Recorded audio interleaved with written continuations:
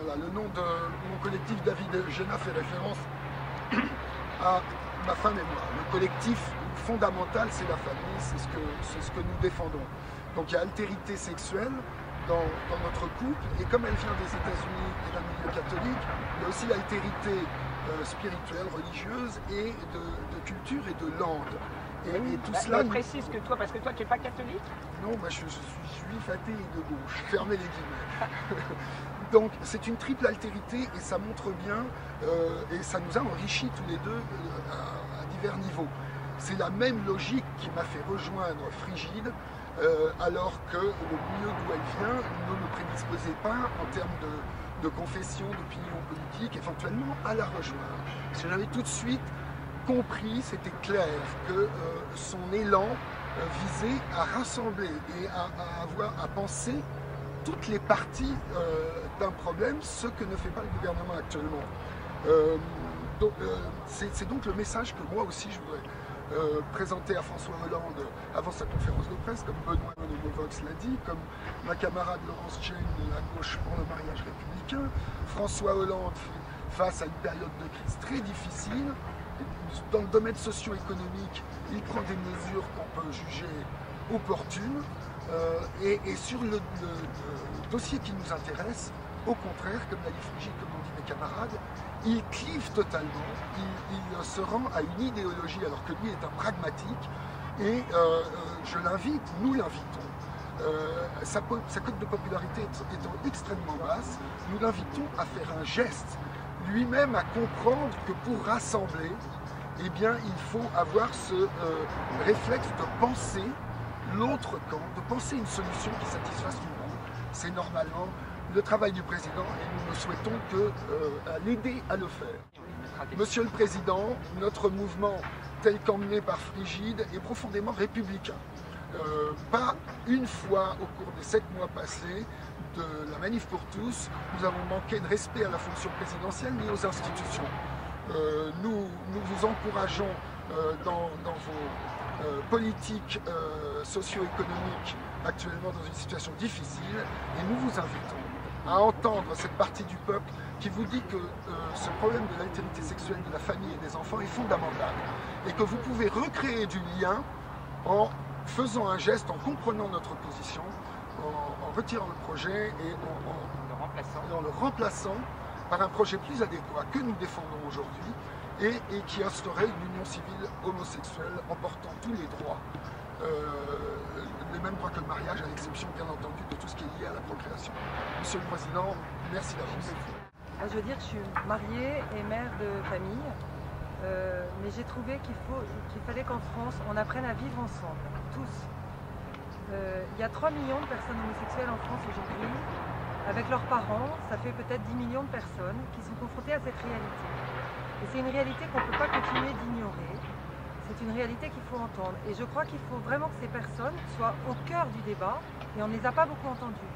On a entendu les LGBT, mais qui sont considérées comme agressives par beaucoup de gens qui ne connaissent pas la réalité de l'homosexualité. Et en écoutant les homosexuels qui s'expriment sur le site Homovox, on a eu des gens qui nous disent bah, moi, l'homosexualité, je croyais que c'était les gens de la Gay Pride. Et du coup, ça me faisait peur, parce que la Gay Pride, c'était agressif, c'était moqueur, c'était pas respectueux des personnes. Et j'ai découvert la réalité de l'homosexualité en écoutant vos témoignages.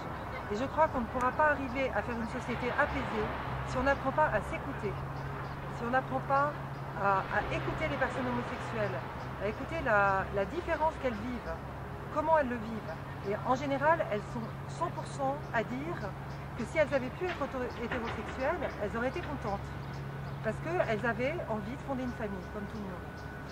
Donc je crois qu'il faut entendre ça, et il faut donner des droits à ces personnes-là pour des aménagements juridiques ou patrimoniaux, pour qu'elles puissent avoir un projet de vie qui correspond à ce qu'elles vivent. Voilà, donc il faut coller à la réalité. La loi Taubira ne colle absolument pas à la réalité, elle décolle complètement du réel, et elle est violente, parce que quand vous arrachez un enfant au bras de sa mère à la naissance pour le donner ou le vendre à quelqu'un d'autre, c'est violent. Cette loi est violente. Elle violente notre nature humaine qui est faite d'hommes et de femmes. Elle violente les enfants Et je pense que maintenant, il faut vraiment qu'on s'écoute, il faut vraiment que le président de la République écoute et réconcilie les Français. On crée de la violence, on crée de l'homophobie. Monsieur le Président de la République, écoutez toutes ces personnes diverses qui vous parlent avec leur cœur, avec leur intelligence, qui n'ont aucun intérêt catégoriel, qui reviennent à des fondamentaux. Comment est-ce qu'on va faire croire à des enfants qu'un homme et une femme c'est pareil? C'est pas possible, on n'y arrivera pas. Donc écoutez le bon sens, écoutez les Français, ayez le courage d'écouter et de leur répondre en conscience. Merci Monsieur le Président. Je voulais dire que, donc, comme je vous ai dit, les projets alternatifs, les propositions de loi ont été portées déjà par l'opposition et sont dans les cartons de la majorité. Nous demandons à ces élus d'avoir le courage, et on en connaît notamment par le biais de nos amis des Poissons Roses, d'avoir le courage aussi d'aller convaincre le président de la République dans sa propre majorité de prendre en considération ces projets ces propositions de loi qui sont très bien faites et qui ont été faites même par l'UNAF. Donc ce sont des spécialistes et du couple et de la famille qui les ont proposées.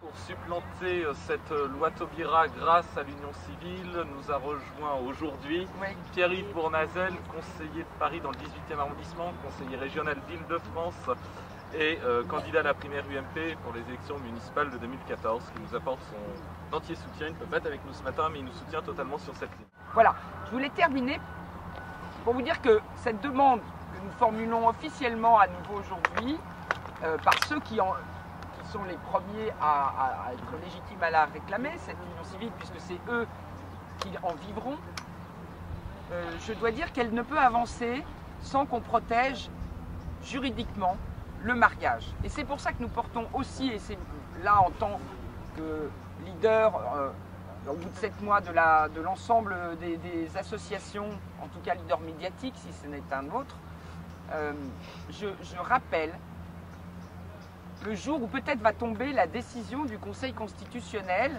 qui aura examiné la loi et qui aura dit si elle est conforme à la Constitution ou pas. En fait, cette décision est compliquée, bien évidemment, parce qu'elle entraîne un changement des structures de notre République, parce qu'elle change notre société. Et je suis frappée de voir que c'est le propre fils de Michel Debré qui a institué la Ve République et le Conseil constitutionnel lui-même, qui aujourd'hui a d'une certaine façon, avec l'ensemble évidemment des membres du Conseil constitutionnel et des anciens présidents de la Ve République, c'est très important, de ces garants successifs de notre Ve République, qui vont peut-être faire basculer ou pas, ou au contraire préserver ce pacte républicain voulu par le général de Gaulle et par Michel Debré. C'est une réflexion qui m'est venue et qui me semble très importante. Et peut-être là aujourd'hui, avec la liberté de parole que nous avons, que nous prenons et que nous gardons pour longtemps, eh bien, je me permets d'invoquer les mânes de la République et les mânes surtout des fondateurs de la Ve République auxquels nous sommes attachés. Moi, je voulais vous dire que si nous changeons et si nous instituons la loi du genre dans le Code civil, avec cette loi Taubira, nous changerons de modèle de République. Et c'est très important, il faut qu'on en soit quand même tous conscients. C'est pourquoi nous avons aussi lancé mardi dernier, avec toute la Manif pour tous, cette pétition de demande au président de la République de rendre constitutionnel et de faire un référendum ou de convoquer une assemblée constituante, mais qui est le plus constituant que le peuple lui-même, pour véritablement inscrire dans la Constitution le mariage filiatif, le mariage paritaire et évidemment la filiation humaine qui repose sur l'engendrement homme et femme. Que l'altérité sexuelle soit inscrite définitivement dans la Constitution française par la constitutionnalisation du mariage.